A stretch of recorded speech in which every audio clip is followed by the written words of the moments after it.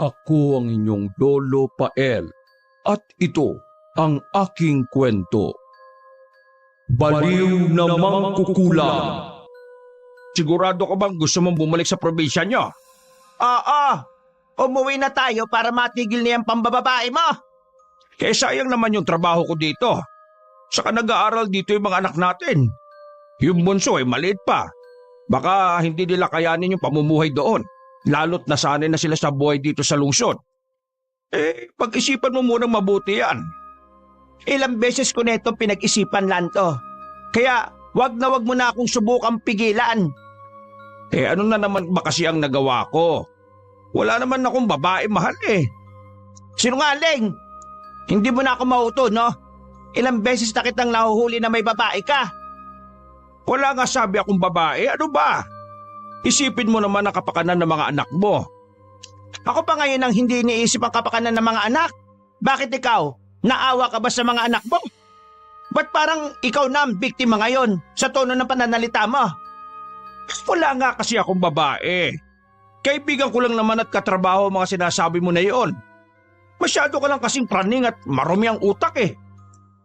Sos! Lumang style na yan. Kumita na yan. Hindi mo na ako mauto, no? Uuwi ako sa ayaw at sa gusto mo. Kung ayaw mong sumama, edi maiwan ka dito. Maghiwalay na lang tayo. Mabilis ang naging kilos ni Magda. Inayos nito ang kanilang mga gamit na dadalhin sa kanilang probinsya. May konting tela pa ng damit ang makikitang nakalawit sa maliit na butas ng bag. Puno na ng gamit ang bag na yon, pero pinilit pa rin niyang isiksik doon ang ilang damit ng kanyang asawa. Napapakamot na lang sa ulo ang lalaki at panay ang iling dahil sa muling pagsumpong ng toyo ng kanyang asawa. Ay nako, ang hirap talaga kapag ang napangasawa ay silosa. Bulong nito sa sarili. Ngunit sa kabila ng kanyang pagkainis, ay hindi rin naman niya masisisi ang kanyang asawa dahil totoong minsan na nitong nasira ang tiwala ni Magda. Kaya nagkaroon na ito ng trust issues mula noon. May nakita lamang itong kausap na ibang babae ay agad itong sinasabi na kalaguyo niya ito. Pinagbibintangan siya sa mga bagay na hindi naman talaga niya ginagawa. Magtigil ka nga. Nakikita tayo ng mga anak natin, no? Ay nako, wala akong pakialam kung makita nila. Mas mabuti nga na makita nila para alam nila kung anong ginagawa mo sa akin. Kung sakaling maghiwalay na tayo, ay di na sila magtatanong kung bakit. Uulitin ko ha, uuwi na ako sa probinsya. Maiwan ka dito kung gusto mo. Dadaling ko lahat ng mga anak mo. Ay, teka muna. Huwag ka magpadalos-dalos ng desisyon mo. Alam mo namang napakahirap ng buhay sa lugar na yon. Hindi ba't ikaw na rin ang nagsabi noon? Kaya ka nga napilitang magtrabaho dito sa lungsod, hindi ba? Ay nako, wala akong pakialam. Mas letse ang buhay dito sa totoo lang. Dahil dyan sa ugali mo. Natahimik si Lando. Alam ni Lando na sa mga oras na yon ay buo na ang pasya ni Magda. Ang totoo, hindi naman ang hirap ng pamumuhay sa negosyo ang inaalala niya, kundi ang panganib na dala ng mga mangkukulam na naninirahan doon. Ang lugar kasing sinilangan ng kanyang asawa ayon na rin sa kwento ni Magda ay sa isang liblib na lugar kung saan matatagpuan at kilala bilang pinagkakanlungan ng mga mangkukulam.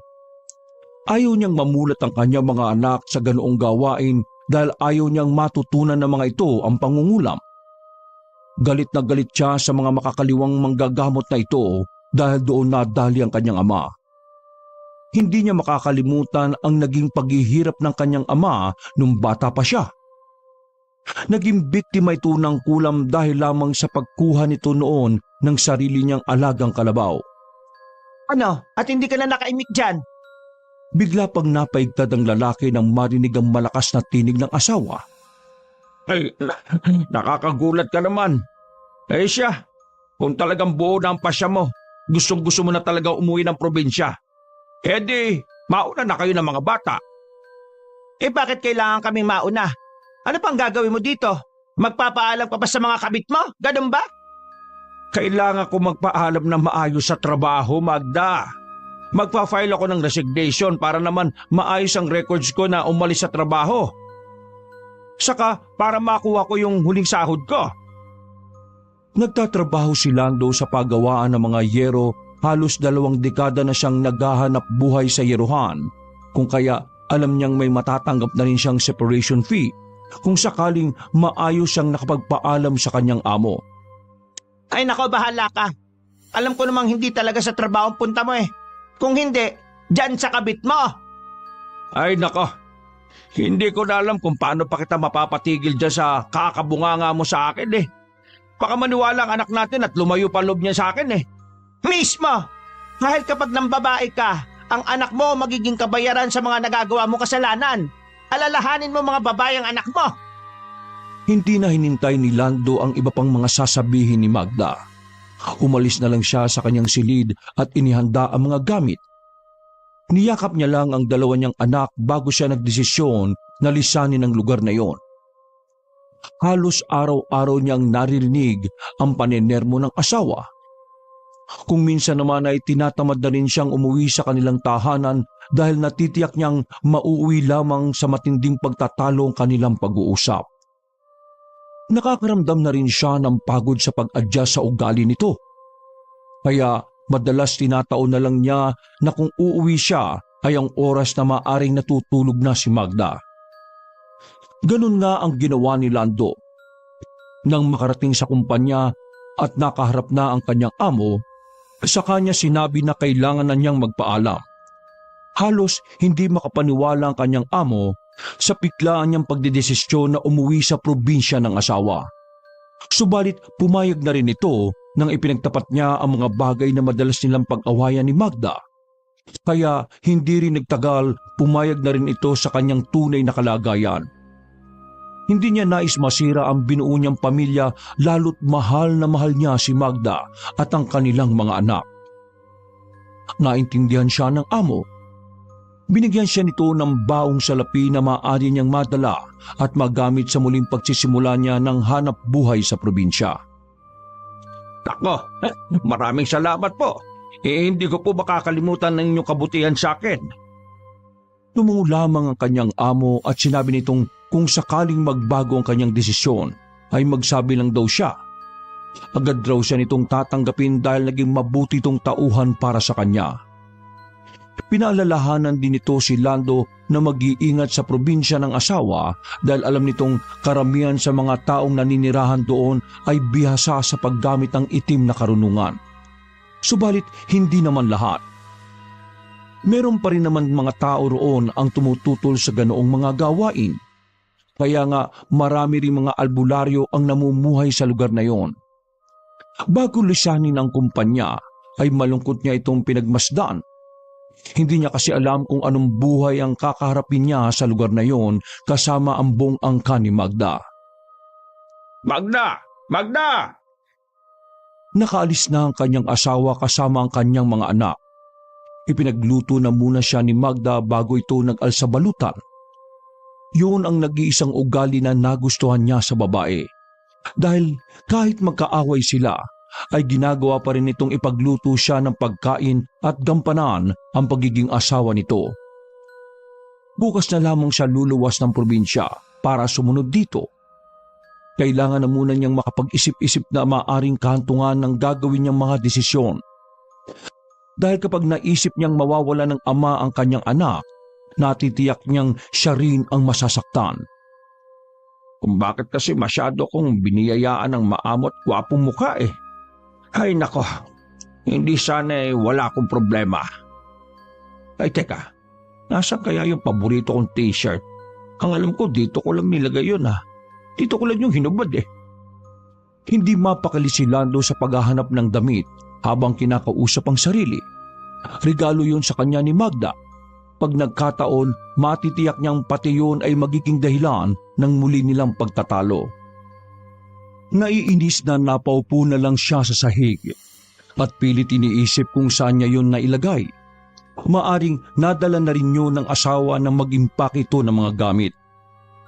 Habang nag-iimpake ng kanyang mga naiwang kagamitan, ay natigilan ng lalaki nang may maramdamang kakaiba sa kanyang katawan. Mabilis itong tumayo at sinindihan ng electric fan. Ay, grabe namang malinsangan ng gabi ito ah. Paano makakatulog nito? Nakatipat na nga sa akin ng electric fan tagak pa rin ang pawis ng buo kong katawan. Ay nako, mapupuyat na naman ako nito. Maaga pa naman ang biyahe ko bukas. Saka ang layo-layo na magiging biyahe ko. Paano na nga kaya ito? Hindi maintindihan ni Lando kung bakit napakainit ng kanyang pakiramdam. Wala naman siyang lagnat. Malalamig rin ang kanyang pawis at higit sa lahat, maulan naman sa labas para lumikhayo ng labis na pagkairita sa kanyang katawan. Nang di na niya makaya ang init, ay nagpunta na siya ng banyo para maligo upang maibsan ang init na kanyang nararamdaman. Subalit paglabas niya ng banyo ay ganun pa rin ang kanyang nararamdaman. Mainit na tila ba nakadarang siya sa apoy.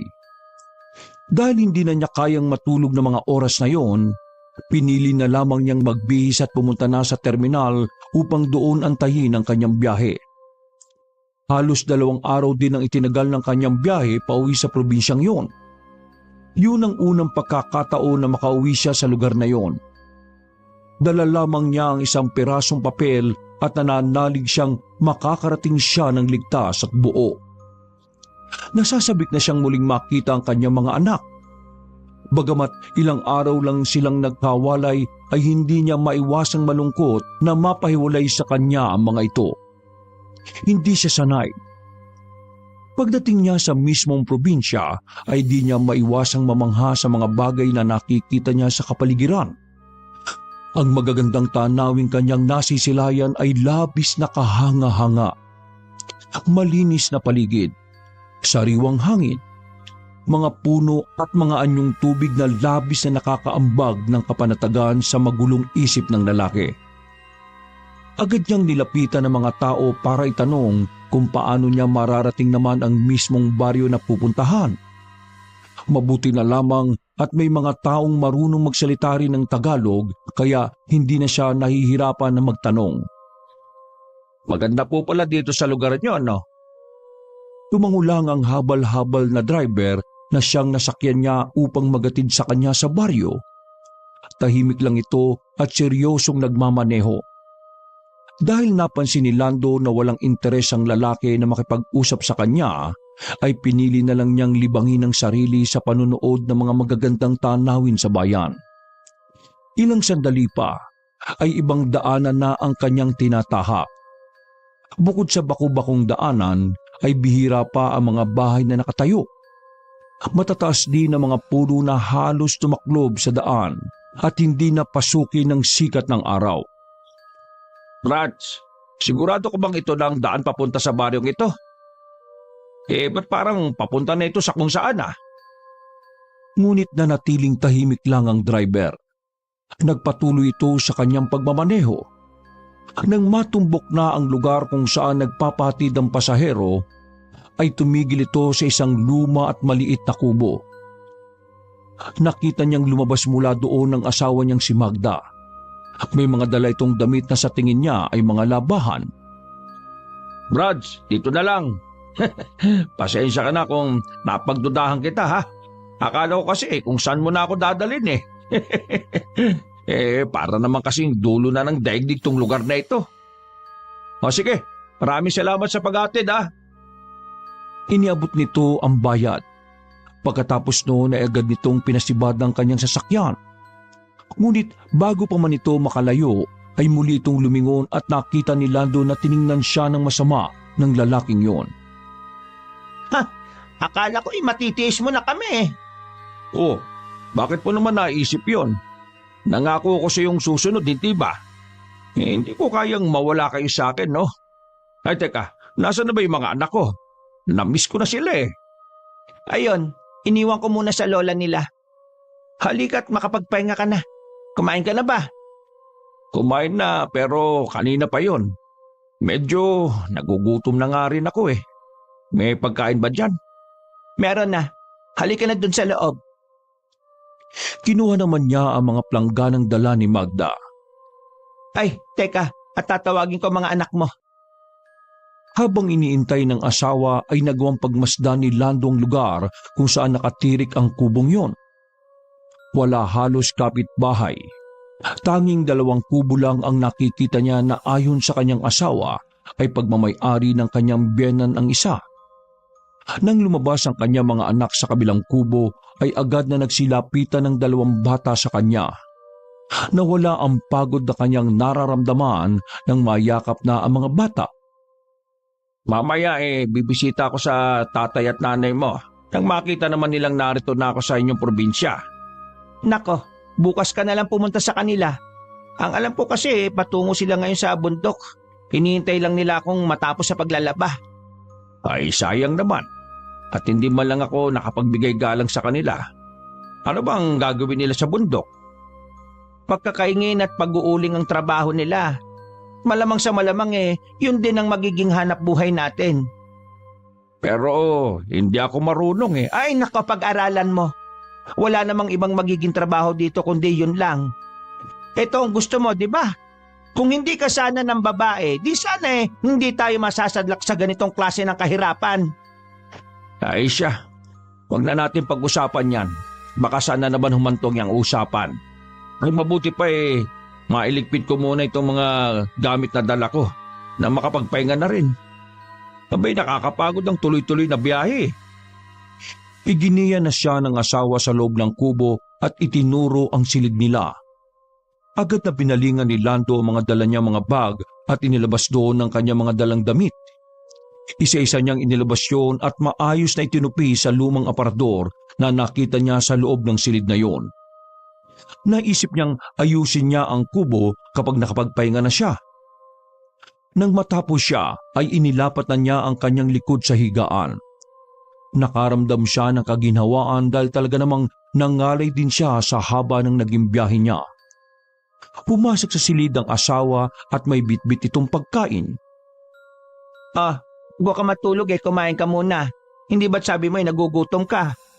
Ay, salamat mahal sa pag-aasikaso mo sa akin . Walang anuman.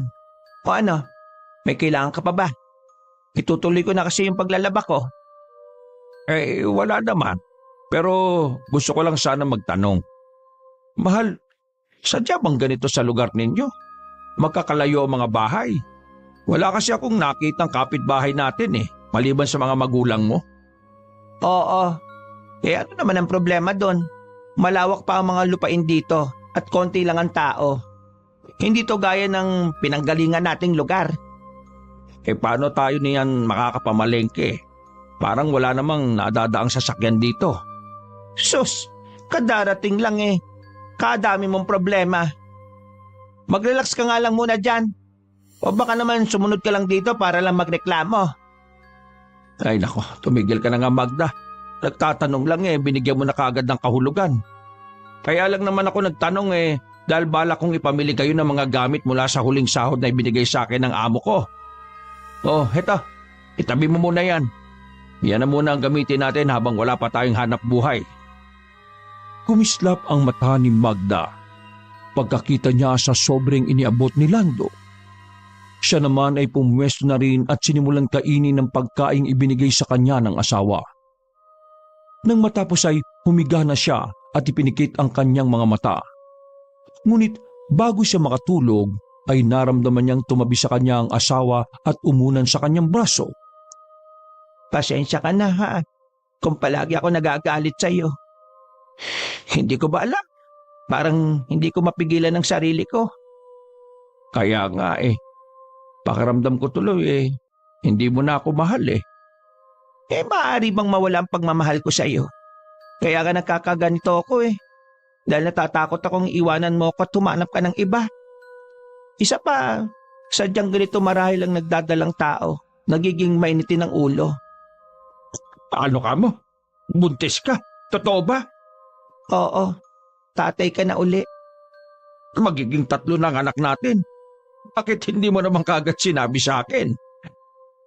Nang mga oras na yun ay walang mapagsidlan ng tuwa si Lando. Sa labis ng galak ay napatayo pa siya at binuhat ang nakahigang asawa. Isinasayaw-sayaw niya sa ere. Parang ito ang unang anak nila. Ganon ang pakiramdam niya. Nagsipaglapitan na rin ang 2 niyang mga anak at nakipagkulitan din sa kanilang mag-asawa. Kinabukasan, sa harap ng hapagkainan ay naitanong muli ni Lando ang tungkol sa mga magulang ni Magda. Andyan na ba yung mga magulang mo? Pwede ko na ba silang makilala, mahal ko? Nako, hindi mo na naabutan eh. Umakyat na ulit sila ng bundok para magtrabaho. Maga kasi silang umalis. Hindi mo ba nasabi na dumating ako? Ang sabi ko, Ganun ba, mahal? Sabi mo nga sa akin, ayaw ba nila ako makilala?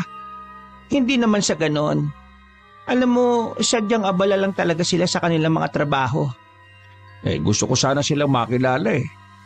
Nakakaya kasi na hindi man lang ako nakapagbigay galang sa kanila. Pangalawang araw ko na ngayon eh. Hayaan mo at bukas pupunta tayo sa bundok para makilala mo sila. Ang gawin mo tumulong-tulong ka na muna sa pag-uuling para matutok at masanay sa trabaho. Aakyat tayo ng bundok. Hindi ba delikado yun sa'yo? Kaya ko pa naman. Huwag ka mag-alala sa akin. Alam mo naman na hindi ako maselan magbuntis eh. Pumayag si Lando sa suwestyon ng asawa. Gayong hindi niya matsyempohan ng mga magulang ng asawa ay ganun na nga lang ang gagawin nila. Ang puntahan ng mga ito sa lugar ng kanilang trabaho.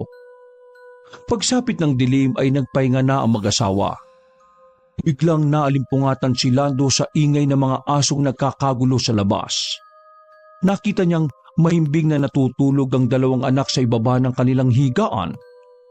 Si Magda naman ay mahimbing ring natutulog na nakaunan sa kaliwa niyang braso. Nang hindi makatiis ay dahan-dahan siyang bumangon at lumabas muna siya ng silid. Tinungo niya ang maliit nilang bintana. Dahil maliwanag ang sikat ng buwan ay bahagya niyang naaninag ang labas. Nakita niya ang dalawang tao na nakasuot ng salakot. May mga buwat silang sako na halos kasing laki ng tao. Lumakbo ang kanyang imahinasyon kaya naramdaman niyang bigla ang mabilis na pagtibok ng kanyang puso. Hindi na bago ang ganyang kalakaran sa amin. May mga mais na ninanakaw ng mga taong kumakalamang sikmura. Walang gustong makialam. Natatakot sila sa ganti ng mangkukulam na pumapanig sa mga magnanakaw na yan. Mga magnanakaw ng mais? Oo. Alam mo, natigil na yung ganyang kalakaran nang umalis ako dito sa probinsya eh. Hindi ko alam na muli na naman pala nilang ginagawa yan.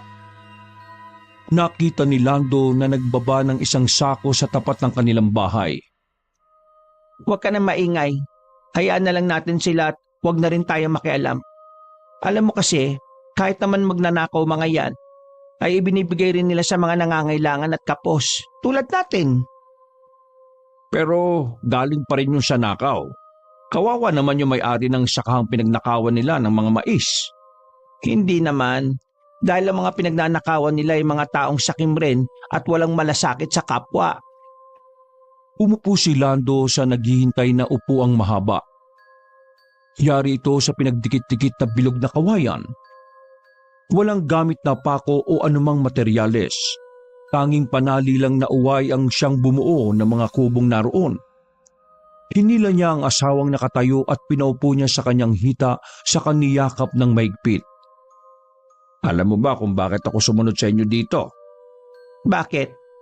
Kasi ayaw kong maranasan niyo ang sobrang hirap ng buhay. Trabaho ko na bigyan kayo ng maayos na pamumuhay at magandang edukasyon ng mga anak natin. Saka, maski alam kong lugar ito ng mga mangkukulam, ayon na rin sa kwento mo, nagpunta ako dito para mabigyan kayo ng proteksyon laban sa mga alagad ng demonyo na yon. Mahal na mahal kita, Magda, at ganun din ang mga anak natin. Yumukulang ang asawa at binigyan siya ng matamis na halik sa labi. Kasabay ng pagsilip ng nakakaakit nitong mga ngiti. Kinabukasan ay sinamahan ni Lando ang kanyang asawa para mamalengke. Bala kasi niyang magdala ng pagkain sa bundok para may mapagsaluhan kasama mga magulang ni Magda. Ngunit may kakaibang napansin agad si Lando. Parang asiwa sa kanya ang mga tindera. Umiiwas sa mga tingin ng mga ito lalo na sa kanyang asawa. Parang gusto tuloy isipin ng lalaki na kinatatakutan sa lugar na yon si Magda. Pero wala naman siyang maisip na dahilan kung bakit. Mahal, Bakit sila ganun kumakatingin? Ganon talaga. Hindi kasi sila sanay sa mga dayo. Huwag mo nalang pansinin. Mas mabuti na yung para naman wala ng babaeng lumapit sa'yo rito. Himig pagbibiro ni Magda sa kanya. Nangiti pa itong nagpapauna sa paglalakad. Ang mga anak naman niya ay tahimik lang na nakakapit sa kanyang mga kamay. Tapos na tayong mamalengke. Mabuti pa ay umuwi na tayo. Sumakay na sila ng tricycle at nagpatid sa kanilang baryo. Nang makarating sa kubo, ay agad nilang inayo sa mga dadalhin patungong bundok. Tandaan mo, Lando, ha? Huwag na huwag kang makikipag-usap sa mga taong nadadaanan natin o di kaya ay nakakasalubong natin. Hanggat maaari ay huwag na huwag ka ring hihiwalay sa tabi ko. Ay, bakit naman? Higit na mas marami ang mga taong naninirahan sa bundok kesa dito sa paanan. Marami tayong makakasalamuha at karamihan sa kanila ay mga mangkukulam at masasama ang ugali. Ay, ganun ba? Hayaan mo, tatandaan ko ang mga sinabi mo. Tara na, at baka abutan tayo ng pagdilim sa daan. Baka mamaya niyan maaswang pa ako. Bakit bukod ba sa mangkukulam may mga aswang din dito? Nagbibiro lang ako. Nang matapos maihanda ang kanilang mga dadalhin, ay agad tumayo si Magda at binuhat ang ilang mga dalahin. Ano ka ba? Ako na magbubuhat ng mga yan. Kinuha niya ang bitbit ni Magda. Naglakad na sila papuntang bundok. Sa kanilang paglalakad ay nakita ng lalaki na may madadaanan silang isang malaking ilog kung saan merong isang mahabang tulay na gawa sa lubid. Hindi pa man siya nakakatapak sa tulay na yon ay pakiramdam niya ay maduduwal na siya. Nag-alangan siyang tumulay doon at nag-alala para sa magiging kalagayan ng kanyang asawa at mga anak. Bakit? Natatakot ka ba? Wala kang dapat ipag-alala. Matibay ang tulay na ito. Saka sanay na akong tumawid dito. Magpahinga na lang kaya muna tayo.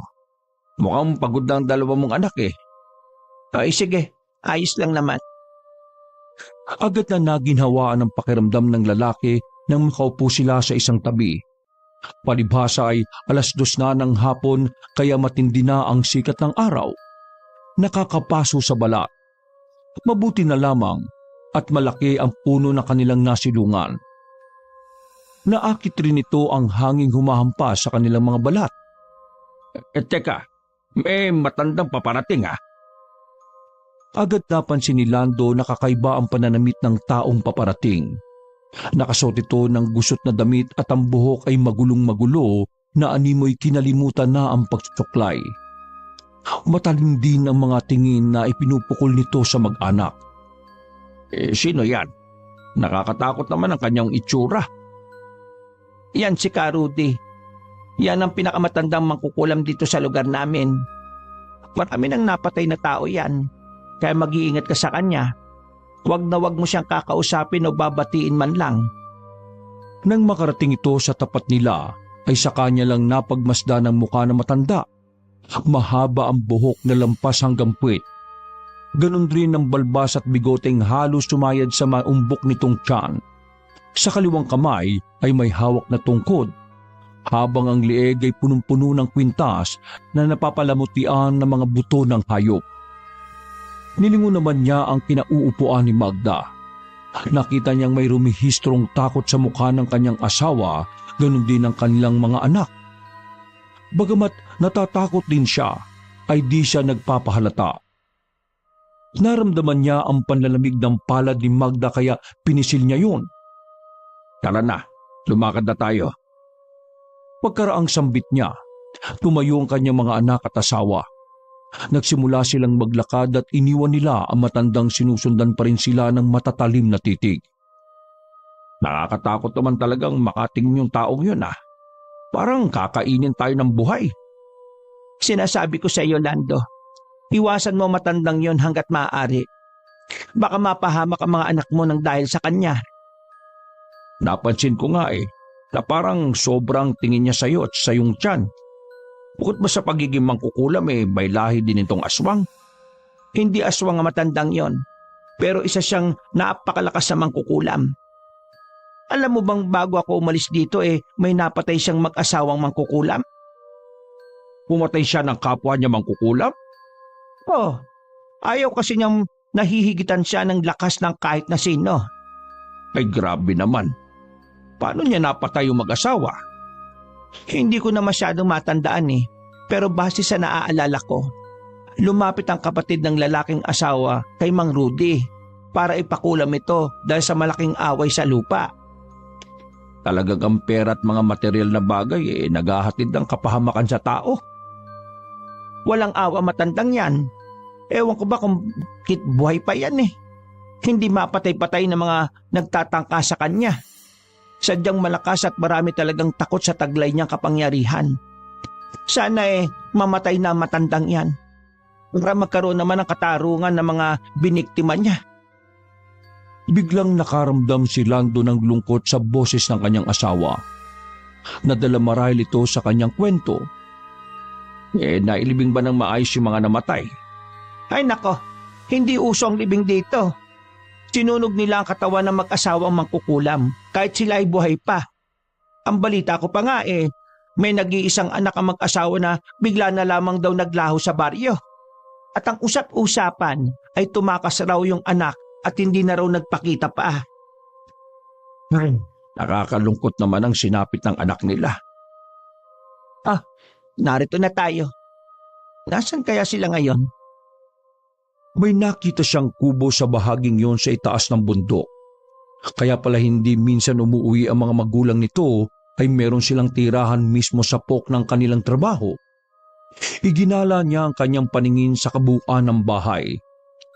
Agad niyang napansin na luma na rin ang kubong yon at sobrang madumi ang kapaligiran na animoy ilang taon nang di natitirhan. Pumasok sila sa loob ng kubong yon. Tulad ng nakita niya sa labas, ay puno naman ng alikabok ang loob. Ang nakita niyang tanging kagamitan doon ay isang lumang baul na nakalagay sa tila isang maliit na altar na wala namang mga santo. Puno na yun ng sapot ng gagamba. Sigurado ka ba na naririto ang mga magulang mo? Halata naman sa bahay na matagal nang walang nakatira dito Hindi lang maharap nila inay ang paglilinis dahil abala sila sa kanilang trabaho. Nasaan sila? Akala ko pa naman ay makakasalo natin sila sa tanghalian. Napakarami pa naman itong bitbit natin na pagkain, Naroon sa kaingin ng mga iyon. Maghintay ka dyan na tatawagin ko. Teka sandali, sasamahan na kita. Huwag na. Hintayin niyo na lang ako dito ng mga bata. Mabilis lang ako, malapit lang naman yun dito. Sigurado ka? Hindi na siya sinagot ng kanyang asawa. Mabilis itong tumalikod sa kanya. Walang nagawa ang lalaki kundi ang tanawin na lamang ang asawa habang papalayo ito. Nang wala ng kanyang misis, ay lumapit sa kanya ang kanyang panganay na anak at may ibinulong sa kanyang ama na ang totoo ay maging sila ay di na nakikita ang mga magulang ng kanilang ina. Talaga? Bakit sabi ng mama niyo? Natigilan siya sa pagsasalita nang may mapansing isang lumang larawan na nakasabit sa dingding. Kawig ng kanyang anak na panganay ang batang kasama ng mga yon. Kaya ipinagpalagay niyang larawan ito ng pamilya nila Magda. Lumabas siya ng bahay upang sumandaling magpahangin. Nakita niya sa labas ang isang magandang babae na sa pansin niya ay parang minamanmanan mula sa labas. Sino ka? Magandang araw. Pasensya na kayo Medyo nagtaka lang kasi ako kung bakit may tao sa lugar na ito. Hindi ko intensyon na takutin kayo. Ako si Marisa. Malapit lang ang bahay namin dito. Kami yung may-ari ng isang malawak na maisang nadadaanan niyo papunta dito. Ganun ba? Ako naman si Lando, asawa ni Magda. Nakauwi na si Magda? Oo, kilala mo siya? Oo, kilalang kilala ko ang asawa mo. Magkaibigan kami. Ay, ganun ba? Nasaan na nga pala siya? Gumala ang tingin nito sa kanilang bakuran. Dahil doon ay nagkaroon ng pagkakataon si Lando na pagmasdan ang natatanging kabuuan ng babaeng kausap. Maputi ito at nagtataglay ng isang maamong mukha. Balingkinitan din ang pangangatawan nito. Ngunit bigla siyang natigilan nang maalalang silosa nga pala ang kanyang asawa. Maaring magkaroon na naman ng gulo kung maabutan niya ang babaeng yon sa bakuran ng kubo. Tinawag lang niya yung kanyang mga magulang. Pasensya ka na ha, hindi ako pwedeng makipagkwentuhan sa'yo na matagal. Kailangan ko nang bumalik sa loob kasi ipaghahanda ko sila ng kanila makakain eh. Ang mabuti pa, hintayin mo na lang siya dito. Mamaya lang babalik na yon. Kaya pala nauso na naman ang nakawan ng mais? Hindi na naituloy ng dalaga ang anumang sasabihin dahil tumalikod na sa kanya ang lalaki. Nang muling lingunin ni Lando ang kinatatayuan ng dalagang nakilala ay wala na ito doon. Ang nakita niya ay ang paparating na asawa. Oh, bakit mag-isa ka lang? Nasaan ang tatay at nanay mo? Hindi ko naabutan sila, inay. Bumaba na raw ito ng kabayanan upang magdala ng mga uling sa palengke. Nako, nagkasalisihan tayo. Ganun ba? Ang layo pa naman ang nilakad natin. Sayang naman. Siya nga pala, may nagpunta dito na babae. Kaibigan mo raw. Marisa ang pangalan niya. Nagkausap kayo? Ano raw ang sabi? Wala naman. Nangumusta lang sa'yo. Hindi na umimik ang kanyang asawa sa oras na yon. Inihanda na lamang niya ang kanilang pagkain at tinawag ang kanyang pamilya upang mananghalian. Ang mabuti pa dumito na lang muna tayo. Dito natin antayin mga magulang mo. Sumang-ayon naman ng buo niyang pamilya sa suwestyon niyang yon. Kinagabihan, matapos silang magapunan, ay muling naramdaman ni Lando ang kakaibang nararamdamang init bago siya bumiyahe sa probinsya ng asawa. Magda, manitsangan ba? Napakainit kasi para akong sinisilaban. Hindi ko alam kung ginaapoy na ba ako ng lagnat o ano eh. Hinawakan ng asawa ang kanyang noo at leeg. Wala ka naman lagnat Baka naman napagod ka lang. Saka, huwag ka masyado maglalalapit dyan kay Marisa ha. Hindi siya nagseselos ako sa kanya. Pinag-iingat lang kita sa babaeng yon. Bakit naman? Kaibigan mo siya, di ba? Traidor na kaibigan yan. Ha? Ganun ba? Kumuha ng karton si Magda at pinaypaya ng kanyang asawa. Subalit ilang saglit ang nakakaraan ay biglang nagreklamo ng pananakit ng tiyan si Magda. Anong nangyayari sa'yo? Sumasakit ang tiyan ko. Kunin mo ang langis sa aparador at aplusan mo ang tiyan ko. Bilisan mo. Baka mapano ang anak natin. Teka, saglit lang. Halos mataranta siya sa paghahagilap ng langis na tinutukoy ng asawa. Kahit kinakabahan ay kailangan niyang maging matatag ang loob. Sa unay, nahirapan siyang buksan ang aparador. Sa dami ng mga bote magkakatabi roon, ay nalilito na siya kung alin ba ang kanyang kukunin. Ang daming bote ng langis dito. Alin ba dito? Ang boteng kulay itim. Iabot mo sa akin, dali. Kinuha niya yon saka iniabot sa kanyang asawa. Inihaplas niya ito sa tiyan at pinagmasdan ng mukha ni Magda. Ngayon lang siya natakot ng gano'n nang makitang nasasaktan ito. Ayos ka na ba? Kinabahan naman ako sa iyo. Ayos na, mahal ko. Bakit kaya sumakit bigla yung tiyan mo? Wala. Baka dahil lang ito sa labis na pag-aalala dahil sa nakita ko ulit ang matandang mangkukulam. Sa palagay mo ba ayos lang talaga tayo dito? Oo naman. Mas ayos na dito kaysa naman bumalik tayo sa lungsod na puno ng tukso. Mahal, huwag kang magagalit ha. Pwede bang magsabi ka sa akin ng totoo? Asan ba talaga mga magulang mo? Ayaw ba nila sa akin kaya iniiwasan nila ako makita? Galit ba sila sa akin? Bakit naman sila magagalit sa iyo? Wala ka namang ginawang masama sa kanila. Huwag kang praning. Alam mo bang sinabi sa akin ng mga bata na maging sila hindi pa nila nakikita yung matatanda? Ay nako, nagsisinungaling yung mga batang yan. Palibhasa gusto nilang bumalik tayo sa dati nating buhay. Kaya kung ano-ano mga ginagawang kwento. Yung totoo, Magda. Meron ka bang itinatago sa akin? Bakit kailangan mo magpaligoy-ligoy tungkol sa mga magulang mo? Paligoy-ligoy? Sinasabi mo ba na ako'y nagsisinungaling? Hindi. Wala naman ako masamang pakahulugan sa sinabi kong yon, Magda. Ay nako, Mabuti pa matulog na tayo ulit at bukas na lang natin pag-usapan ang bagay na yan. Sa totoo lang ay naguguluhan na si Lando sa mga sinasabi at ikinikilos ng kanyang asawa. Ngunit mas pinili nitong manahimik upang di na sila magkagulo. Sinasabi nito na may nakatira sa bahay ng biyenan ngunit wala naman siyang nakikitang palatandaan na totoong may naninirahan dito. Ang bahay raw kasi kapag may mga taong nag-aalaga, masigla ito at tila may buhay rin. Ngunit ang tinutuluyan nila ay puno ng sapot at alikabok. Wala rin namang bakas ng sunog o pinaglutuan man lang ng makakain. Wala ring mga kaldero at kawali. Kinabukasan ay nagising si Lando na wala na sa kanyang tabi ang kanyang asawa.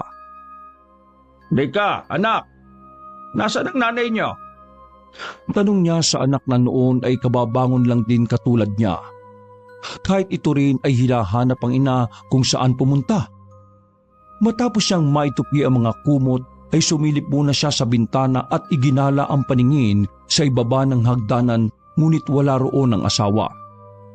Wala rin ang sapin nito sa paa. Sa mga oras na yon ay binalot ng takot ang kanyang kalooban. Labis ang nadarama niyang pag-aalala na marahil ay sumama ang loob nito sa kanya at mas piniling iwanan na sila. Ngunit mula sa likod ng mga malalaking puno ay nakita niyang lumitaw doon ang kanyang asawa. Makikita sa mata nito ang lapis na katuwaan. Lando, halika! Narito na sila inay at titay! Dali-dali siyang bumaba ng hagdan at lumabas ng kubong yon. Nakita niyang kasama ng asawa ang dalawang matanda, isang babae at isang lalaki. Sabi ko naman sa iyo makikilala mo rin ng mga magulang ko. Ay, mano po inay, itay. Yumuko siya upang humalik sa palad nito, ngunit sa pag-angat ng kanyang paningin, tila nabigla siya sa kanyang nakita. Malayo ang mga itsura nito sa larawang nakita niyang nakasabit sa dingding kahapon. Upang hindi makalata sa bigla ang pagbabago ng emosyon sa kanyang mukha, minabuti niyang sakyan na lang ang pinaggagawa ng asawa. Sa puntong ito ay nagkaroon na siya ng pagdududa rito. Para kasing may mali at yun ang nais niyang alamin. Lando, aalis na raw sila inay at titay. Ihatid ko muna sila hanggang sa tulay ha. Ay, o sige. Ngunit nang tumalikod na ang tatlo, ay muling sumeryoso ang kanyang muka. Nang wala na mga ito ay sakto namang nakita niyang padaan ng nakilala niyang dalaga sa kanilang tapat, si Marisa. Lumapit ang magandang dalaga sa kanya at tiniabot ang ilang piraso ng mga prutas. Para sa mga bata ito, Lando. Huwag mo na sanang tanggihan ha. Kinuha niya ang prutas. Gusto na sana niyang magtanong sa babae ngunit naunahan siya ng takot na baka tama ang asawa na isa itong mangkukulam at pinasasakay lamang siya sa kabutihang ipinapakita nito. Mas pinaniwalaan pa rin niya ang kanyang asawa. Aalis na ako, Lando. Itinaan ko lang yung mga prutas Ikumusta mo na lang ako kay Magda ha. Hindi na kailangan. Anong ginagawa mo dito sa bahay ko, Marisa? Mataray na bungad ni Magda sa dalaga. Mabilis naman ang ginawang paglapit sa kanya ni Lando upang mahawakan ng asawa ngunit tinabig nito ang mga kamay niya at sinamaan siya ng tingin. Alam na ni Lando kung saan hahantong ang eksenang yon. Makakaalis ka na. Kung pwede, huwag mo nang bigyan ng pagkain ng mga anak ko. Huwag mo rin kausapin ang asawa ko. Bistado ko na yung mga ganyang estilo ninyo. Mga malalanding babae. Naku, Magda, wala naman kami ginagawang masama ni Lando. Nagkakamali ka. Saka hindi ako malandi. Magda, totoo naman ang sinasabi ni Marisa. Ang totoo niyan tinanggap ko lang naman ang mga prutas na ito dahil wala pang makakain ng mga anak mo Pinagtatanggol mo pa ang babaeng yan, Lan. Magda! Alis na ako. Pasensya na kung nagkaroon ng di pagkakaunawaan dito. Hindi na mauulit to, Magda. Huwag mo nang awayin ang asawa mo. Sandali! Huwag ka munang umalis! Awat nito sa tangkang pagtalikod ni Marisa. Lumapit si Magda sa mga kumakain na anak at pinagkukuha ang hawak nito mga prutas na dinala ni Marisa. Nang maipon yun ay saka pabulagsak na ibinalik nito ang mga dala. Iuwi mo na rin yan. Kamalaso ng anak ko. Walang nagawa ang lalaki kundi ang panoorin ang ginawang kabastusan ng asawa sa dalaga. Nang makalis na si Marisa, ay saka naman niya hinarap ang asawa. Ano ba ang problema mo? Nakakapagod ka na ha? Hindi na kita maintindihan. Pagod ka na pala, di lumayas ka. Tumigil ka na! Sandali lang ako nakalingat may kausap ka na kagad na babae. Tumigil ka na sabi! Talagang sumabog na ang galit niya at nasigawan si Magda. Hindi naman ito ang unang pag-aaway nila, ngunit sa sandaling yon ay tila sumabog ang mga iniipong sama ng loob niya sa asawa. Dahil sa kanilang pag-aaway ay hindi niya namalaya na umalis ang kanyang kabiyak. Naisip ni Lando na marahil ay umuwi na ito sa bahay nila sa ibaba. Naiwan sila ng kanyang mga anak. Dahil gabi na ay pinagpabukas na lamang ni Lando ang pagbaba. Tinikis niya ang asawa sa pagkakataong yun. Ngunit hindi nagtagal ay muli niyang naramdaman ang kakaibang init sa kanyang katawan. Mas mainit, mas nakakapaso. Agad siyang kumuha ng tubig at sinabuyan ang kanyang muka at katawan. Ngunit wala pa ring nagbago. At sa pagdaan ng oras ay tila hindi na niya magawang makayanan ng init na yon. Lumabas siya ng bahay na yon at naglakad. Naghanap siya ng taong makakatulong. Wala na siyang pagpipilian kundi ang magmakaawa sa mga taong nakatira sa mga kalapit na kubo. Tao po! May tao ba dito? Ngunit walang nagbukas sa kanilang mga tirahan. Nanatiling nakapinid ang mga kubo na animoy walang mga tao na nais tumulong sa kanyang paghihirap. Mabilis ang mga naging pangyayari dahil sa sunod na sinubukan niyang magsalita ay hirap na siyang ibuka ang kanyang bibig. Parang pakiramdam niya ay lumaki din ang kanyang mukha. Sumisingkit ang kanyang mga mata at nahihirapan na rin makahinga. Kaya nang walang tao sa mga bahay na yon ay malungkot siyang nagdesisyon na umuwi na lang ulit sa kanilang tahanan. Naratnan niya ang asawa na nakaupo sa loob ng kanilang silid. Ano nangyari sa mukha mo? Kanina lang ayos ka. Si Marisa, siya ang may gawa nito. Agad nilapitan ni Magda ang kanyang asawa, ngunit iniwasan nito ang tangkang pagyakap sa kanya. Problema, bakit ayaw mong magpahawak sa akin? Nalaso na ba ng babaeng yun ng isip? Meron akong napagtanto, Magda. Naranasan ko na ito bago pa ako umuwi dito sa inyong probinsya. Anong ibig mo sabihin? Kung ganun ay naniniwala ka na walang kinalaman ng babaeng yun sa pagkakaganyan mo? Baka kasi may nakain lang ako na bawal pala sa akin. Sana bukas ayos na ito. Sobrang sakit, Magda Napakainit. Sigurado ka ba? Hinala ko kasi kinulam ka. Mabuti pa gamutin kita ng gamot na ginawa ni tatay.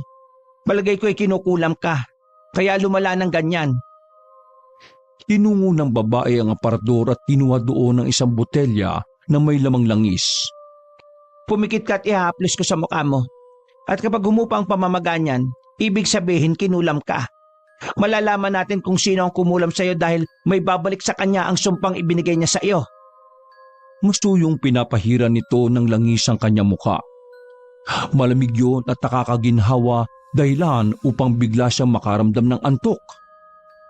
Kinabukasan ay ginising siya ng kanyang asawa. Malakas ang tinig nito at mukhang masayang-masaya. Lando, gumising ka dali. Nakahanda ng almusal. Teka, bakit ang saya-saya mo ngayon? Anong meron? Masaya ako kasi magaling ka na. Damin mo, wala nang pamamaga ng mukha mo. Oo nga no. Mabisa pala talaga ang mga gamot ni tatay. Ano ang tatay mo? Isang albularyo? Ngumiti lang sa kanya si Magda at di siya direktang sinagot. Biglang sumagi sa kanyang isip ang larawang nakasabit sa dingding. Nang tingnan niya yun ay wala na ito sa dati nitong pwesto. Di ba sabi ko sa iyo kinulam ka? Hindi naman siguro mahal.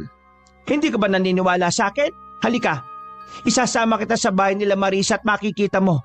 Bumalik na sa kanya ang sumpang inilagay niya sa iyo. Wag na. Kung kinulam man niya ako o hindi, patahimikin na natin yung babae. Mabuti pa bumalik na tayo sa dati nating buhay. Kakasimula pa lang natin dito sobrang dami na nang nangyaring masasama. Hindi magandang senyalis yun, Magda. Walang kinabukasan ng mga anak mo dito. O sige, mapayag ako. Pero sa isang kondisyon. Gusto ko makita si Marisa bago tayo umalis. Kahit anong gawin niya ay mapilit talaga si Magda. Kung kaya hindi na lamang siya kumontra pa sa kagustuhan ng kanyang asawa. Pagdaan nila sa mga kabahayan ay nakita nilang madami ng tao ang nagkakatipon-tipon sa bahay nila Marisa. Nasulyapan ni Lando na merong babaeng nakaupo sa gitna ng mga tao. Tattad ng sugat at paso ang kanyang mukha. Nakita mo na? Turo nito sa mukha ni Marisa. Hindi siya makapaniwalang nagawa ng dalaga na kulamin siya. Nang makabalik sa bahay ay hindi siya makaimik. Napatunayan niyang di nagsisinungaling ang kanyang asawa. Nawala ang lahat ng pagdududa sa kanyang isipan. Inihanda na lamang niya ang sarili sa mahabang lakarin. Ngunit bago umalis ay nakita niyang pasikretong nagtungo ang kanyang asawa sa likod ng kubong yun. Dahan-dahan niya yung sinundan. Aalis na po kami, inay, itay. Patawad kung hindi ko kayang magtagal maniraan sa lugar na ito. Naaalala ko lamang ang mapait na sinapit niyo sa kamay nila. Kinuha ko lang ang mga gamit niyo at pagkatapos ay maghihiganti tayo. Iisa-isahin ko silang lahat. Pagbabayaran nila ang ginawa nila sa inyo. Biglang nakaramdam ng panghihina ang lalaki nang marinig ang sinabing yun ng kanyang asawa. Sinilip niya kung saan ito nakatingin. Laking pagtataka din niya sa sarili kung bakit hindi niya magawang bisitahin ang lugar na yon sa halos 2 araw nilang pananatili sa bahay na yon. May nakita siyang 2 krus na yari sa itinaling kawayan. Nanlaki mga mata niya nang makitang naroon ang larawang una niyang nakitang nakasabit sa dingding. Sa pagkakataong yun ay alam na niyang nagsisinungaling sa kanya ang kanyang asawa. Alam na din niyang kumuha lamang ito ng taong magpapanggap upang maging magulang niya. Bigla ay tila di na niya nakilala ang asawang minahal ng halos ilang taon. Oh, kanina ka pa ba dyan? Hindi naman. Kakasunod ko lang kasi ang tagal mo Ay, tara na. Kinuha ng babae ang kanyang kamay at hinila na siya palayo sa lugar na yun. Ngayong nalaman niya na ang katotohanan, kailangan niyang mas mag-usisa pa sa kung anong klaseng pagkatao meron ng asawa. Kaya habang naglalakad, ay wala na siyang imik. Muli na namang nakasalubong nila si Ka Rudy sa daan. Ngunit sa pagkakataong ito ay kasama na matanda si Marisa. Nang makita sila ng dalaga, ay sumiksik ito sa likuran ng matanda at pilit ikinukubli ang sunog nito sa mukha. Napakasama ng titig ni Magda sa mga taong nakasalubong nila. Magandang araw po, Ka Rudy. Kunwari ay binati niya ang matanda at hinawakan ng kamay, pero ang totoo ay nakagawa na siya ng sulat upang magkausap sila ng matanda. Mabuti na lang at hindi ito nagpahalata sa mga gusto niyang ipahiwatig at diretso nitong naglakad muli bago iniwanan rin ng masamang tingin ang asawa niyang si Magda. Magkahalong kaba ang nararamdaman niya sa mga sandaling yon. Yung tipong halos hindi niya maihakbang ang mga paa sa paglalakad. Lalo pa at kahit nasa unahan ng asawa, pakiramdam niya alam nito ang bawat ikinikilos niya. Bilisan mo ang paglalakad.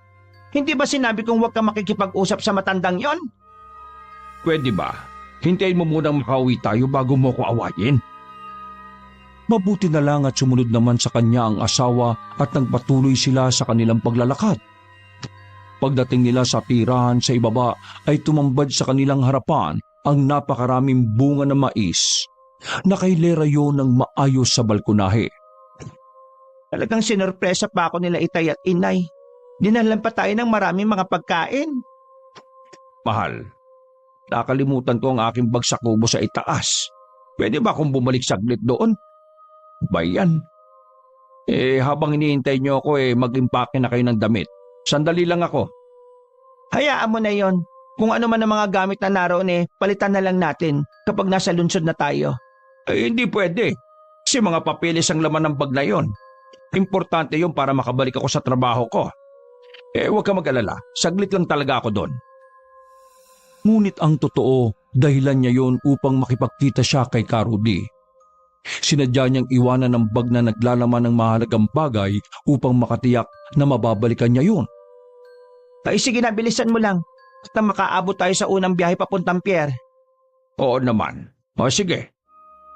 Mabilis ang ginawa niyang pagbalik sa kubo. Halos takbuhin niya ang makipot na daan makarating lang sa ilog na sinabi niya sa sulat na siya nilang magiging tagpuan. Nang makarating sa ilog ay naroon na nga ang dalawa. Mukhang kanina pa naghihintay. Ba yun? Bakit gusto mo ako makausap? Pero alam po kong ilang katanungan tungkol sa aking asawa. Napapansin ko ang pagbabago ng ugali niya.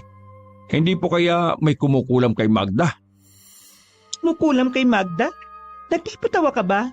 Wala ka bang alam tungkol sa asawa mo? Ano bang dapat kong malaman?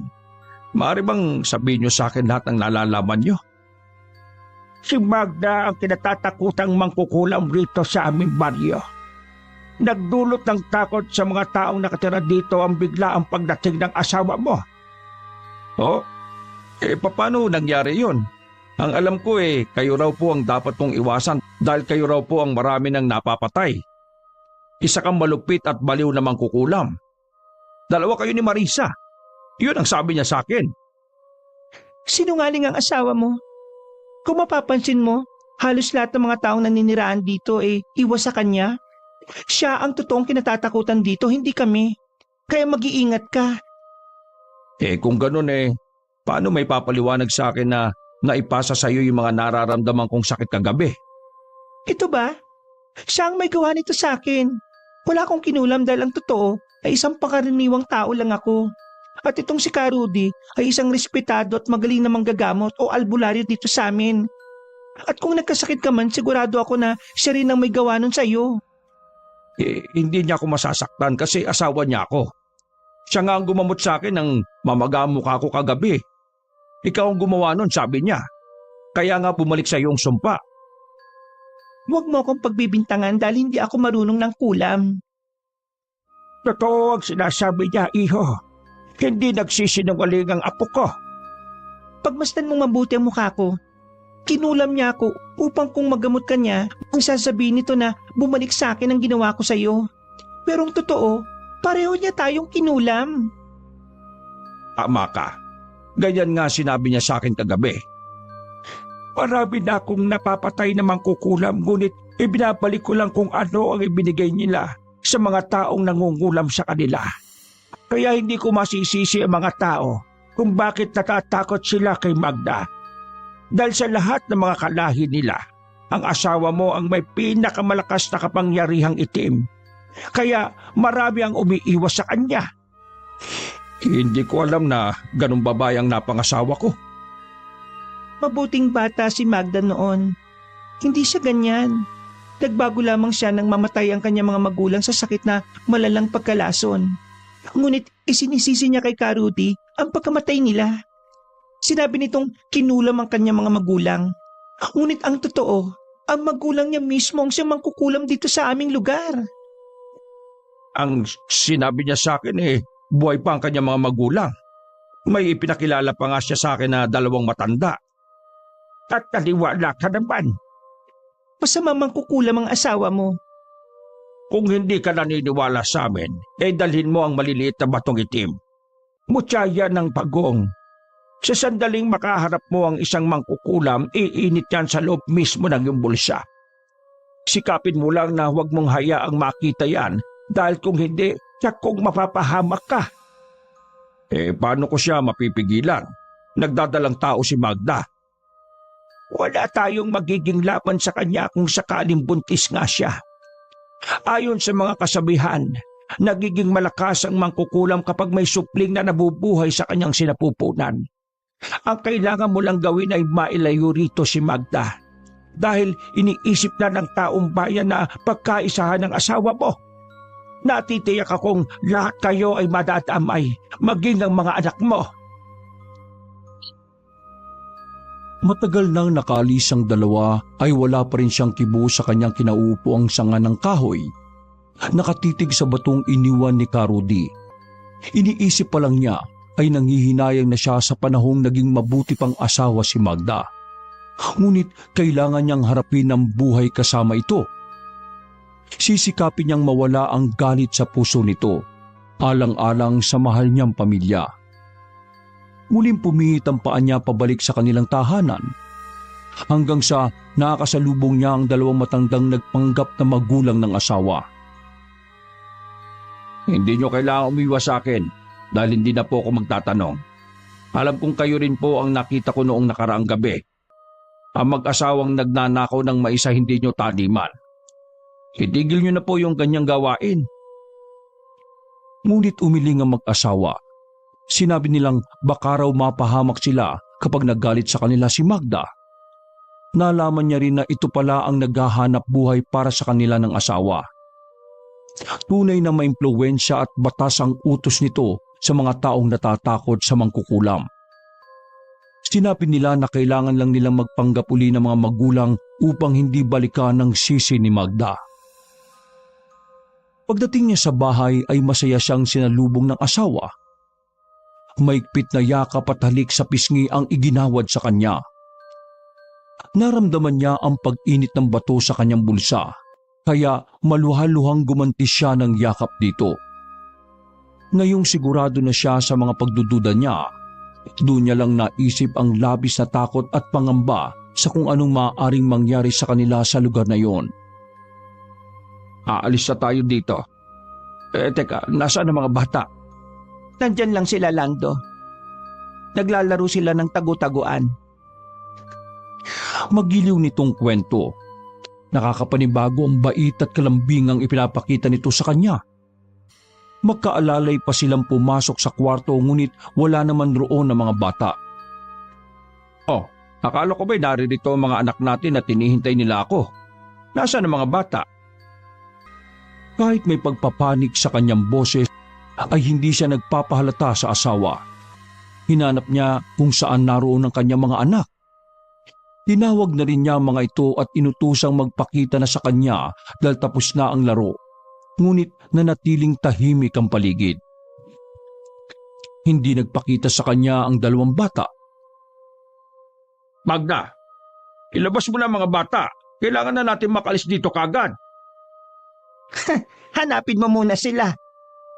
Walang nakakatawa. Ilabas mo sila ngayon din. Mariin ang kanyang pagkakasabi. Isang utos yun imbis na paglalambing. Nauubusan na sila ng oras. Pakiramdam ni Lando anumang oras ay mapapahamak ang kanyang pamilya. Nais niyang iligtas ang kanyang asawa at mga anak laban sa galit ng mga taga-baryo. Ang tagal mo kasi, kaya yon, nagtago sila.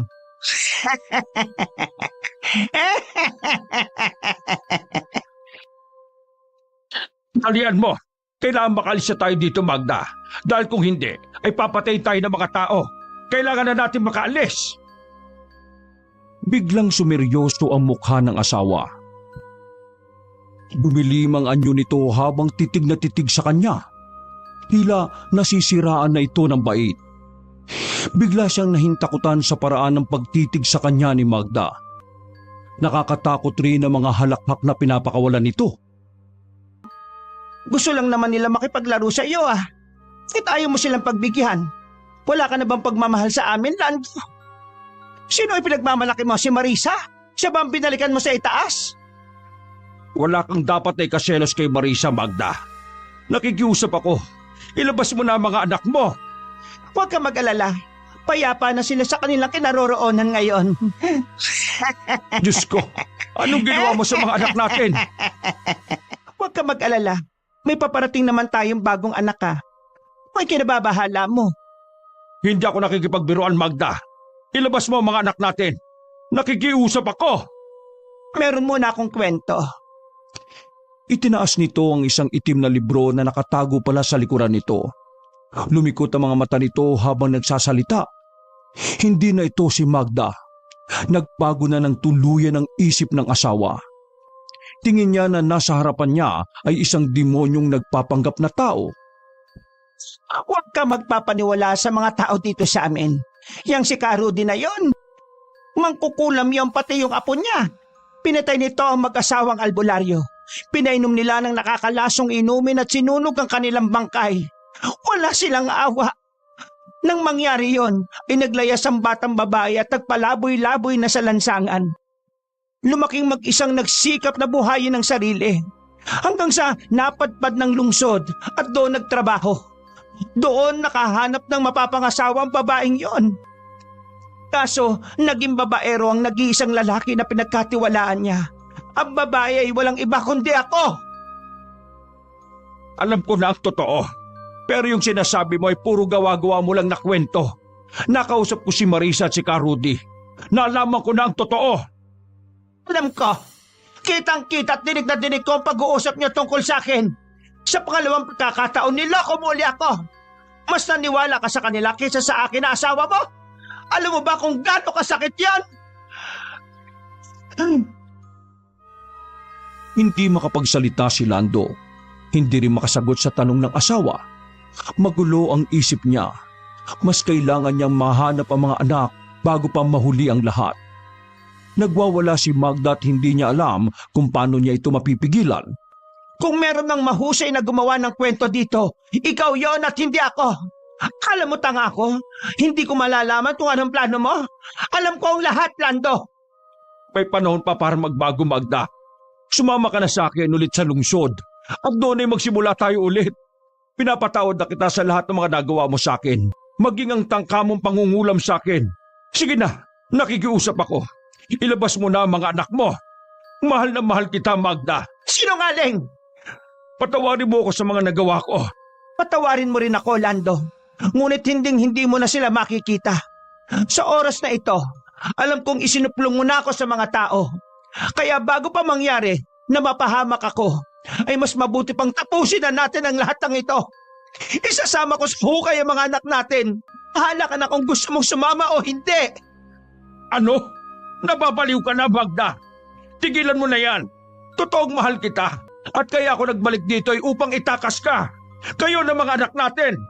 Nakikiusap ako. Ilabas mo na mga bata at umalis na tayo sa lugar na ito. At kung kinakailangan ay ipapagamot kita. Kanino? Kay Rudy? Ipapagamot mo ko sa isang mangkukulam?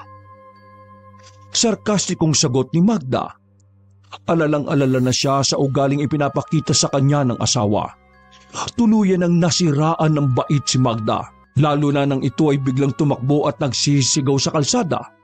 Iniwan si Lando ng asawa sa loob ng kubo. Pero imbis na habulin ito, pinagkaabalahan niyang hanapin ang mga anak. Halos mahimatay na siya sa takot para sa naging kinahinatnan ng kanyang mga mahal na supling. Sven! Rika! Nasaan na kayo mga anak? Magsalita kayo! Nasaan na kayo? Ngunit napakatahimik ng lugar. Walang anumang bakas ng makapagtuturo sa kanyang mga anak. Minabuti niyang muling hanapin si Rudy upang makahingi ng saklolo. Wala nang ibang paraan ngunit kailangan nilang maigapos ang nagwawalang asawa. Alam niyang nasisiraan na ng bait si Magda. Wala na ito sa sariling katinuan. Halos bumao ng mga tinik at matutulis na bato sa kanyang talampakan. Hindi na niya pinag-aksayahan magsuot ng sapin sa paa dahil kailangan niya makarating kagad sa kinaroroonan ng albularyo. Bakit humahagos ka? Gulat na gulat ang matanda pagkakita sa kanya. Naroroon pa rin si Marisa na nagpapagamot dito. Ito man ay hindi rin makapagsalita nang dumating siyang may luha ang mga mata. Si Magda, itinago niya ang mga anak namin. Hindi ko alam kung saan ko sila hahanapin. Tulungan niyo ako. Naramdaman niya ang pagkaplos ni Marisa sa kanyang likuran bilang pagdamay sa kanyang hirap na pinagdaraanan. Alam na niya. Narinig niya ang pag-uusap natin kanina. Kasalanan ko. Hindi ako nag-ingat. Wala kang kasalanan. Biktima ka lang. Kailangang mahanap natin ang anak mo bago mahuli ang lahat. Humingi na rin sila ng tulong sa ibang mga taga roon. Inabot na sila ng dilim sa paghahanap sa dalawang bata. Dala nila ang ilawan at mga sulo upang mas maliwanag ang paligid. Ngunit nagulat sila at natakot sa biglang pagsulbot ni Magda sa kanilang harapan. Nakatayo ito at marumi na ang damit. Napatras sa mga kasama nila lalo na nang ngumiti at tumawa ito ng tulad sa isang nababaliw na mangkukulam. Hindi na yan si Magda. Natalo na siya ng itim na karunungan. Wala na siya sa tamang pag-iisip. Mapanganib kung hindi natin siya mahuhuli dahil baka makapatay siya ng ibang tao. Sandali lang po. Huwag niyong sasaktan ang asawa ko. Nakikiusap ako. Buntis si Magda. Madadamay ang anak ko sa kanyang sinapupunan. Nangangako ko na pagkatapos naming mahanap ang aming mga anak, lilisanin na namin ang lugar na ito.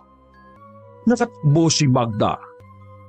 Hindi nito naani ang galit ng taong bayan sa kanya dahil sa pakiusap ni Lando. Subukan natin bumalik sa bahay ninyo dahil wala na sa katinoan si Magda. Maaring dun siya babalik. Mabilis ang ginawa nilang pagtakbo. Pagdating nila roon ay nakita niyang nakaupo sa pintuan ng kanyang asawa. Napakagulo ng buhok nito. Nakakakilabot ang itsura. Matalim rin kung makatingin. Halos hindi na niya makilala ang kanyang asawa sa itsura niyang yon. Bigla na lang siyang napahagulgol ng malakas samantalang ang kanyang asawa ay patuloy na nagpakawala ng mga nakakatakot na halakak. Natigilan ng lalaki nang mapansing may pulang likido na dumadaloy sa hita ng asawa. Nawala ang takot niya. Tinakbo niya ito at tangkasan ng yayakapin. Subalit inilabas nito ang itak. Inundayan siya nito ng taga. Mabuti na lang at nakailag siya. Nagsigawan ng mga taong nakasaksi. Maging ang mga nagpapanggap na magulang ni Magda ay hindi na rin ito nakilala. Isa-isa niyang nilalapitan nito ang mga tao at inaamok sa tagaan. Nagsipulasan ng mga tao at naging alarma sa ikinikilos ni Magda. Walang makalapit. Kaduwag! Ano? Bakit kayo nandito? Papatayin niyo rin ako kagaya ng ginawa niyo sa mga magulang ko? Magda, makinig ka. Nandito lang sila kasi nagpapatulong ako para mahanap ang mga anak natin. Nakikiusap ako. Tumigil ka na sa pagwawala mo. Sino ka? At sino ang sinasabi mong mga anak? Nagkatinginan silang tatlo ni Karudi. Sa pagkakataong yun ay inilabas na matanda ang mga gamit sa panggagamot. Binisikan niya ito ng langis at tubig kaya naggulat sila nang tumakbo na naman si Magda. Patungo sa kagubatan. Sinundan nila ang babae. Sa kanilang paghahanap sa asawa ay napansin ni Lando ang isang pamilyar na telang nakapaibabaw sa isang bugkos na mga panggatong. Nasunog na ang ilang parte nito. Naisip kaagad niya na ito ang ginamit ng kanyang asawa sa pangungulam sa kanya. Tito Lando, may mga bakas ng bagong hukay sa lupa. Itinuro ni Marisa ang bagong bungkal na lupa. Nakita nila doon ang 2 pares ng tsinelas na pagmamay-ari ng mga bata. Halos naginginig siya habang hinuhukay ang lupa. Tumulong na rin ang iba sa paghukay. Ilang dangkalang lalim ay tumambad sa kanila ang wala ng malay na mga anak. Ang mga anak ko! Diyos ko po! Halos mapugto ang kanyang hininga nang isa-isa niyang binuhat ang mga walang malay na anak. Nakahinga siya ng maluwag nang mapansing humihinga pa ang mga ito ngunit mahina na ang tibok sa kanilang palapulsuhan. Agad ipinalapag ni Karudi ang mga bata at agad na binigyan ng hangin. Nakaramdam ng labis na galit si Lando sa ginawang yun ng kanyang asawa. Nang magkamali na ang mga anak, ay nagpasalamat naman siya sa mga taong tumulong sa kanya. Nanginginig ang katawang mahigpit na nayakap ang mga bata. Hinding-hindi niya mapapatawad si Magda. Hahanapin namin si Magda. Kailangan mahuli siya bago makapanakit pa ng iba. Kailangan niya ng agarang lunas upang maitama na ang kanyang mga maling nagawa. Lakasan mo pa ang loob mo para sa 2 mong anak. Ikinalulungkot kong sabihin ang ipinagbubuntis ni Magda ay nalaglag na. Nakita ko ang pagdurugo sa kanyang puson. Anumang oras ay mawawalan na ito ng malay. Kailangan mahanap natin ang asawa ko. Kung ako lang po masusunod, ang gusto ko ay mahuli at maikulong siya. Muntikan na niyang mapatay ang mga anak namin. Huwag ka na magpatalo sa bugso ng iyong damdamin. Wala na sa tamang pag-iisip si Magda kaya niya nagawa ang ganyang bagay. Nagpatalo lamang siya sa kagustuhan niyang makapaghiganti. O kaya inalay niya ang kaluluwa niya sa demonyo. Parang ang hirap tanggapin. Paanong nauwi sa ganitong trahedya ang aming pagsasama? Pinalibutan na sila ng mga taong tumulong sa kanya nang makatiyak na maliwanag na ang paligid. Inihanda niya ang sarili sa paghahanap sa asawa. Iniwan niya na muna sa pangangalaga ni Marisa ang 2 bata. Maraming bakas ng dugo sa damuhan patungo sa tahanan ng mga magulang ni Magda. Magda! Nasaan ka? Sigaw niya, ngunit walang sumasagot. Bigla niyang naalala ang puntod ng mga magulang nito, kung kaya doon siya unang pumunta. Nakita niya itong nakahandusay malapit sa krus. Nakadilat ang mga mata. Nakaawang ang bibig at nakapilipit ang paa. Marami ring sugat sa katawan. At ang pinakamasakit, wala na itong buhay. Magda! Bakit? Anong ginawa mo? Nakuha na rin ng iba ang atensyon ng mga ito kung kaya napatakbo sila sa pinagmumulan ng iyak ni Lando. Nakita nilang butas ang tiyan ni Magda. Wakwak ang dibdib. Hinala ng iba'y nagpakamatay ito gamit ang itak. Samantalang ang sabi ng iba ring nakakita sa itsura ng bangkay ay kinain ito ng aswang dahil nawala ang natitirang bakas ng sanggol sa sinapupunan nito. O di kaya ay mabangis na hayop na gumagala sa gubat. Talaga bang babalik na kayo? Oo, Marisa. Salamat sa mga naitulong niyo ni Ka Rudy. Walang anuman. Hindi mo pa muna pupuntahan si Magda? Umiling si Lando bilang tugon. Malungkot siyang pinagmasda ng 2 anak na nakatingin lang sa kanilang 2 ni Marisa. 5 araw nang nailibing si Magda ay natanggap na niya ang trahedyang nangyari sa buhay niya. Ang mapait na sinapit sa probinsya ng Negros. Ngumiti rin sa kanya si Ka Rudy na naghihintay sa pag-alis nila. Mabuti na lang ay nagtiwala siya sa isip. Naniwala siya sa kanyang pagdududa. At salamat muli niyang nakasama ang kanyang mga anak. Patawarin niyo ako, mga anak. Iniwan natin ang nanay niyo. Doon kasi siya nakatira. Pumatak ang mga luha sa kanyang mga mata nang lingunin ang lugar na nilisan nila. Bago sumakay ng isang tricycle papunta sa pier, ay isang pangako ang binitiwan nito sa kanyang mga anak. Magsisimula sila ng panibagong buhay nang hindi nakasama si Magda. Ang tinaguriang baliw na mangkukulam sa probinsya ng Negros. Wakas! Ako ang inyong lolo